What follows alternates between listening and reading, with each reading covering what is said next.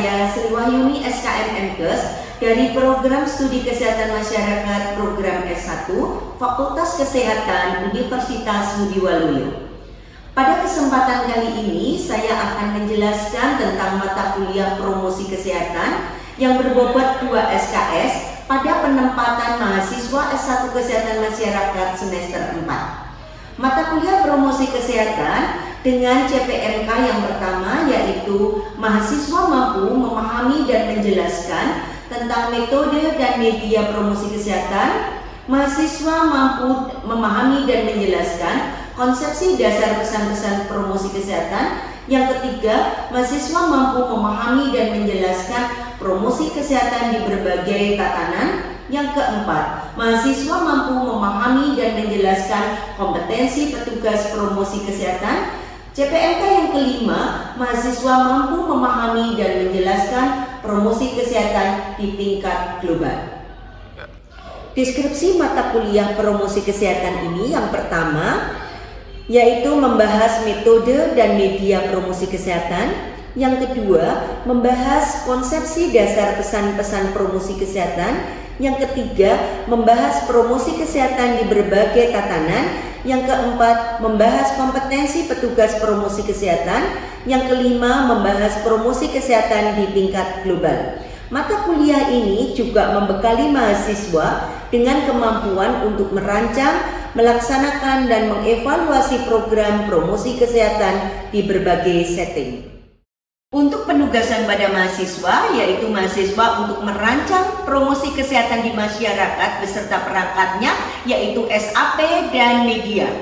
Kemudian penilaian terdiri dari 4 komponen. Yang pertama yaitu kehadiran, keaktifan, dan soft skill sebesar 20%. Kemudian yang kedua yaitu penilaian dari penugasan sebesar 20%, dan yang ketiga yaitu penilaian dari UTS 30% dan penilaian dari UAS 30%. Bismillahirrahmanirrahim. Assalamualaikum warahmatullahi wabarakatuh. Waalaikumsalam warahmatullahi wabarakatuh. Masih semangat? Masih. Alhamdulillah. Ya, pada pertemuan hari ini ya kita pada pertemuan ke-14 ya bersama saya tim dengan Pak Eri ya. Jadi Pak Eri dan saya, kemudian nanti teman-teman akan melanjutkan materi tentang promosi kesehatan global. Ya, di mana promosi kesehatan global ini nanti teman-teman juga akan merancang bagaimana melakukan promosi kesehatan pada tingkat global. Sekarang kita lanjutkan ke materi promosi kesehatan global atau promosi kesehatan di dunia. Nah, pada promosi kesehatan, teman-teman harus ingat bahwa promosi tingkat global itu merupakan suatu promosi kesehatan yang penting, gitu ya. Kenapa penting? Karena kita akan menghadapi permasalahan global, berbagai isu global tentang kesehatan. Nah, oleh karenanya untuk menghadapi hal tersebut, maka kita perlu pelajari bagaimana melakukan promosi kesehatan di tingkat global. Mahasiswa ini nanti diharapkan mampu memahami isu-isu global dan merancang intervensi kesehatan lintas budaya dan sistem. Jadi diharapkan dengan berbagai tantangan di dunia, kita bisa menyelesaikan masalah kesehatan tersebut. Sehingga kita nanti perlu nih kerjasama antar negara, ya, kemudian kerjasama internasional melalui program-program promosi kesehatan. Baik, selanjutnya kita akan lihat terlebih dahulu apa sebenarnya promosi kesehatan. Masih ingat definisi promosi kesehatan? Masih. Apa itu promosi kesehatan? Promosi kesehatan adalah proses memungkinkan orang untuk mengontrol dirinya dan meningkatkan kesehatan mereka. Jadi bagaimana kita bisa mengontrol diri kita dan bagaimana kita bisa meningkatkan kesehatan kita ya, untuk menolong diri sendiri. Dan tujuan utama dari promosi kesehatan adalah meningkatkan kesehatan individu dan komunitas. Jadi dari individu dulu, kemudian keluarga, komunitas, dan masyarakat. Itu yang harus kita lakukan untuk meningkatkan kesehatan kita. Selanjutnya, bahwa di dalam promosi kesehatan global, secara sejarah teman-teman bisa lihat bahwa adanya konferensi promosi kesehatan internasional. Promosi kesehatan internasional yang menjadi tonggak utama dalam promosi kesehatan global yaitu conference yang dilakukan di Ottawa yang menghasilkan Ottawa Charter itu pada tahun 1986. Ya. Pada saat dilakukan konferensi di Ottawa ada 5 pilar atau 5 aksi utama. Yang pertama adalah kebijakan publik yang sehat, ya. Policy publik, ya. Yang kedua adalah social support, lingkungan yang mendukung. Yang ketiga adalah penguatan aksi komunitas. Yang keempat, pengembangan dari keterampilan individu. Bagaimana keterampilan individu di masyarakat itu meningkat. Kemudian yang kelima adalah melakukan reorientasi pelayanan kesehatan. Bagaimana pelayanan kesehatan yang dipilih masyarakat berdasarkan orientasi kebutuhan. Jadi tidak semua masalah yang dihadapi itu langsung harus ke pelayanan kesehatan di rumah sakit, tetapi harus sesuai dengan kebutuhan. Gitu. Kemudian tadi sejarahnya bagaimana konferensi internasional tentang promosi kesehatan. Yang pertama karena menjadi tonggak memang menjadi konferensi yang pertama di Ottawa, yang hasilnya tadi Ottawa Charter atau piagam Ottawa. Ya. Di sini menjadikan fokus adanya health promotion. Yang kedua, yaitu di Australia, yaitu memfokuskan pada kebijakan publik yang sehat. Kalau di Ottawa tadi ada 5 pilar aksinya, kemudian di Adelaide itu fokusnya pada kebijakan publiknya. Yang ketiga, yaitu di Swedia, yang memfokuskan pada lingkungan yang mendukung, social support tadi. Yang keempat yaitu Piagam Jakarta yang konferensi internasionalnya dilakukan tahun 97 di mana fokusnya pada sektor swasta dan sumber daya serta pada pemberdayaan masyarakat. Bagaimana memberdayakan masyarakat untuk meningkatkan kesehatan. Kemudian yang kelima yaitu konferensi di Meksiko ya, tahun 2000. Ya. Konferensi ini berfokuskan pada kebijakan berbasis bukti ya, untuk promosi kesehatan. Selanjutnya yaitu di Bangkok ya, itu berfokus pada adanya isu-isu global ya, adanya isu globalisasi terhadap kesehatan. Kemudian di Nairobi-nya tahun 2009 ini fokus pada penguatan sistem kesehatan yang di negara berkembang. Di Helsinki, Finlandia tahun 2013 yaitu pentingnya kebijakan dalam semua sektor. Jadi diharapkan semua sektor kebijakannya berwawasan kesehatan. Kemudian yang ke-9 yaitu di Shanghai, Tiongkok itu lebih fokus pada penguatan SDGs. Itu secara sejarah. Jadi konferensi internasional tentang promosi kesehatan. Ya. Saat ini kita masih berpatokan pada fokus yang hasil dari Ottawa Charter. Kita lihat selanjutnya tentang strategi global WHO. Apa yang menjadi strategi global promosi kesehatan menurut WHO? Yang pertama adalah peningkatan literasi kesehatan, health education gitu ya. Kemudian yang kedua adanya perubahan sosial dan lingkungan. Yang ketiga adanya penguatan sistem pelayanan kesehatan berbasis promosi. Jadi 3 strategi ini yang kita lakukan. Ya. Masih ingat ya adanya strategi ini ya? Ya, baik. Untuk selanjutnya kita akan bahas contoh untuk praktek promosi kesehatan global. Ya.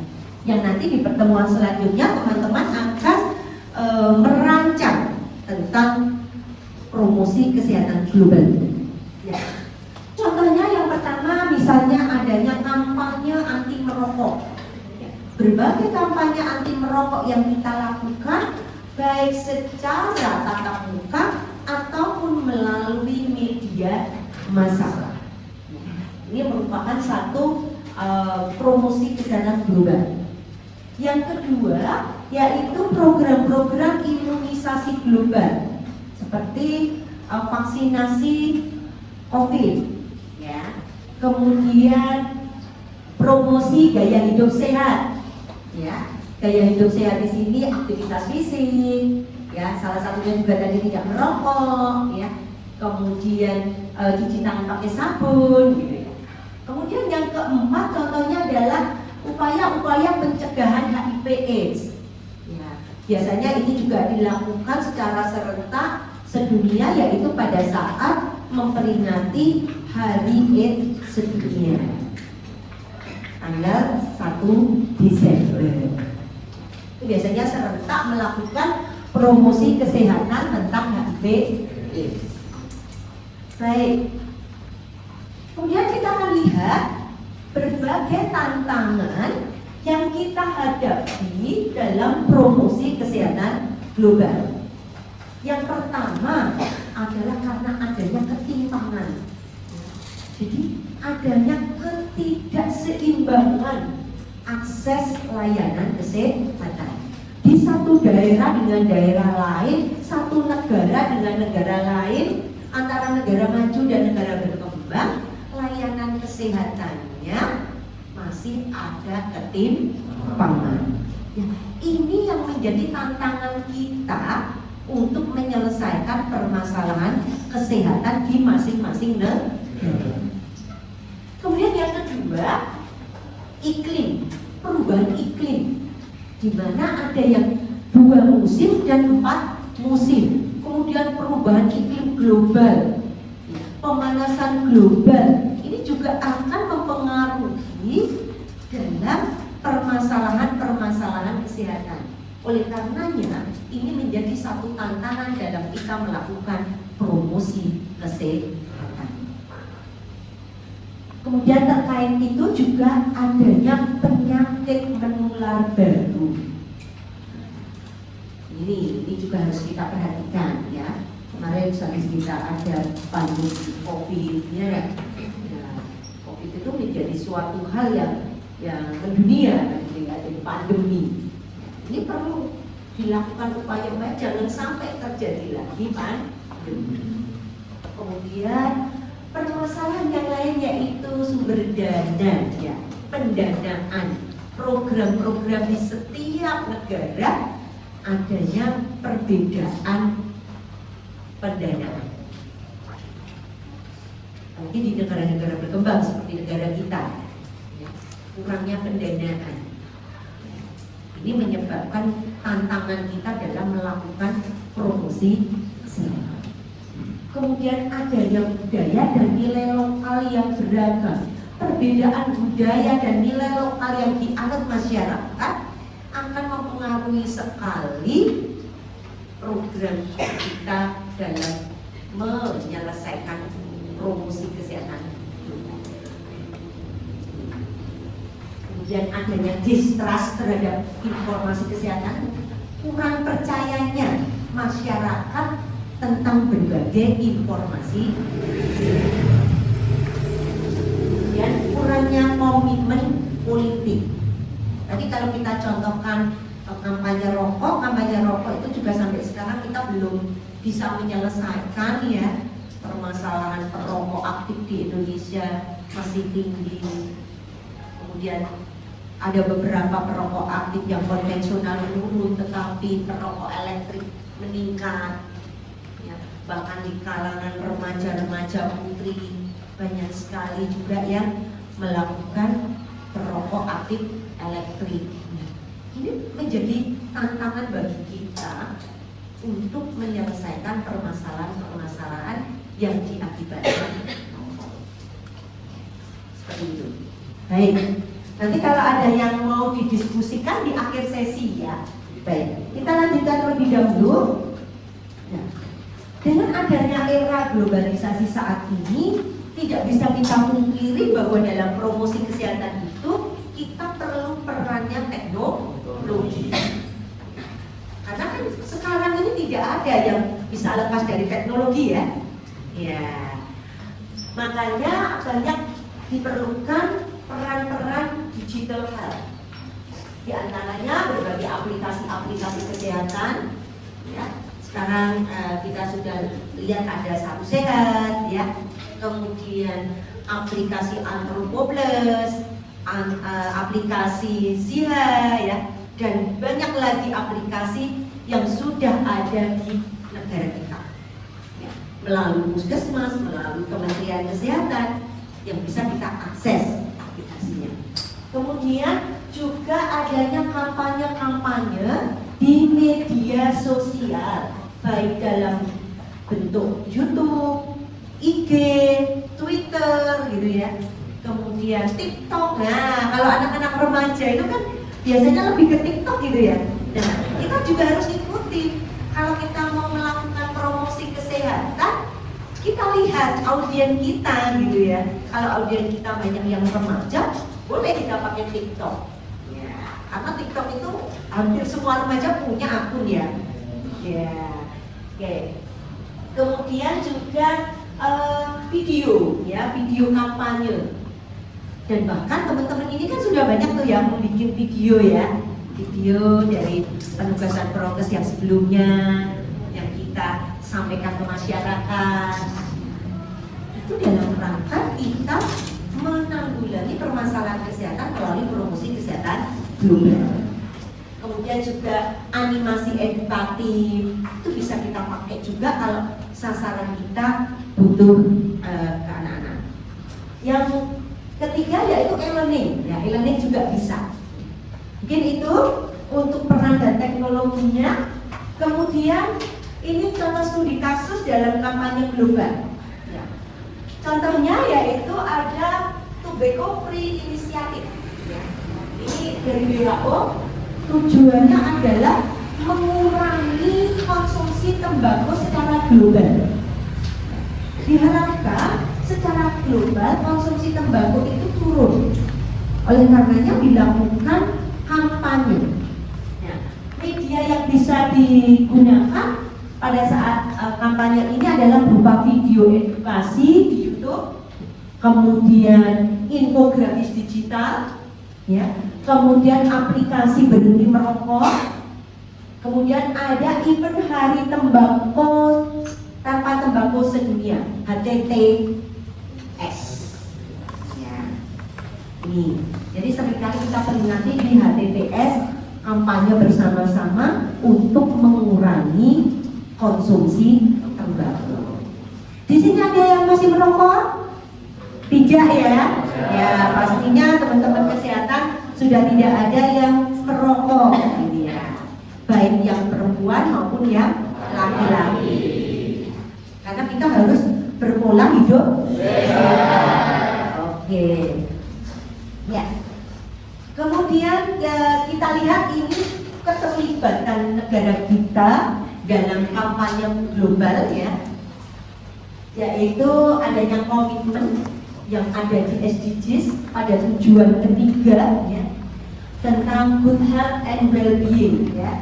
Jadi bagaimana hidup yang baik, hidup yang sehat, ya, itu seperti apa? Ya, salah satunya adalah melakukan pola hidup sehat.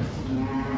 Kemudian adanya berbagai program gerakan masyarakat hidup sehat, germas, ya, senam bersama, aktivitas bersama, setiap minggu dilakukan, adanya setiap kota itu ada Car Free Day, ya. Kemudian ada komunitas-komunitas untuk melakukan aktivitas fisik. Ini sekarang banyak sekali. Ada aktivitas komunitas trekking gitu ya, trekking bersama. Kemudian ada komunitas untuk pejalan kaki ya, dan lain sebagainya. Kemudian adanya partisipasi dalam FCTC, kemudian vaksinasi global. Ini yang pernah dilakukan negara kita dalam keterlibatannya menghadapi permasalahan kesehatan global. Secara prinsip bahwa promosi kesehatan global itu dilakukan berbasis bukti, jadi data, sehingga teman-teman nanti pada saat merancang promosi kesehatan global, yang pertama dilakukan adalah analisis kajian. Ya, permasalahannya apa? Kita melakukannya berbasis bukti dan konteks lokal, karena masing-masing wilayah akan mempunyai budaya yang berbeda-beda. Untuk bisa berhasil, kita harus menyesuaikan budaya lokal. Kemudian yang kedua, berorientasi pada keadilan dan hak asasi manusia. Harus berkeadilan, jadi setiap warga mempunyai hak yang sama untuk bisa mengaksesnya. Yang ketiga, setiap kita melakukan promosi kesehatan global, kita melibatkan lintas sektor dan pemangku kepentingan. Kenapa harus melibatkan lintas sektor dan pemangku kepentingan? Kalau kita tidak melakukan kolaborasi dengan pemangku kepentingan, pemangku kebijakan, dengan lintas sektor, maka kita itu tidak akan berhasil menyelesaikan permasalahan kesehatan. Jadi supaya permasalahan kesehatan kita berhasil ditangani, maka kita harus bermitra, berkolaborasi. Itu intinya di dalam promosi kesehatan. Prinsipnya itu ya. Kemudian mengintegrasikan dengan tujuan pembangunan berkelanjutan. Jadi juga disesuaikan dengan SDGs, ya, Sustainable Development Goals, ya, supaya sesuai dengan tujuan-tujuan yang lebih berkelanjutan. Oke, 4 prinsip ini sudah jelas? Oke, kita lanjutkan untuk langkah merancang promosi kesehatan global.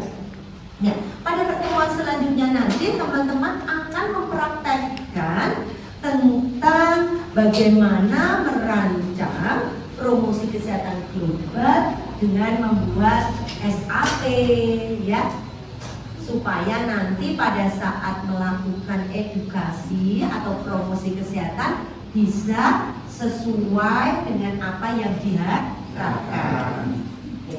Yang pertama, teman-teman mengidentifikasi isu kesehatan global apa yang terjadi di masyarakat. Kalau isu kesehatan yang terjadi tentang penyakit PTM, misalnya hipertensi, maka teman-teman cari data tentang hipertensi. Ya. Kemudian yang kedua, kita lakukan analisis situasi dan pemangku kepentingan.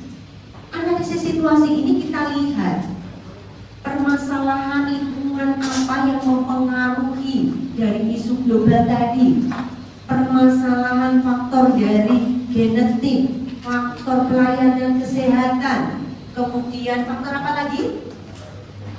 Dari HL belum kita lihatnya, lingkungan, perilaku, genetik, satunya pelayanan kesehatan. 4 ini kita lihat. Kemudian juga kita lihat siapa yang jadi stakeholder di masyarakat tersebut. Pemangku kepentingan. Apakah kepala puskesmas, apakah kepala desa, apakah bidan desa, apakah RT, RW gitu ya. Semua kita libatkan, kader posyandu ya, supaya upaya-upaya yang kita lakukan nanti berhasil. Oke. Kemudian yang ketiga, setelah kita lakukan analisis situasi dan mengidentifikasi pemangku kepentingan, kita tentukan tujuan dan sasaran secara spesifik. Apa tujuan kita? Kalau tujuan kita mau merubah perilaku dari merokok menjadi tidak merokok, maka kita lakukan berbagai hal terkait dengan pengetahuan mengurangi merokok. Ya. Kemudian spesifikkan sasarannya, misalnya remaja, itu spesifik remaja. Ya. Kemudian rancangan strategi promosi kesehatan berbasis komunitas dan teknologi. Kita rancang terlebih dahulu. Begitu? Ada yang cukup ya? Ya. Saya kira cukup pertemuan hari ini. Terima kasih atas perhatiannya. Sampai ketemu di pertemuan selanjutnya. Saya akhiri. Wassalamualaikum warahmatullahi wabarakatuh. Waalaikumsalam warahmatullahi wabarakatuh.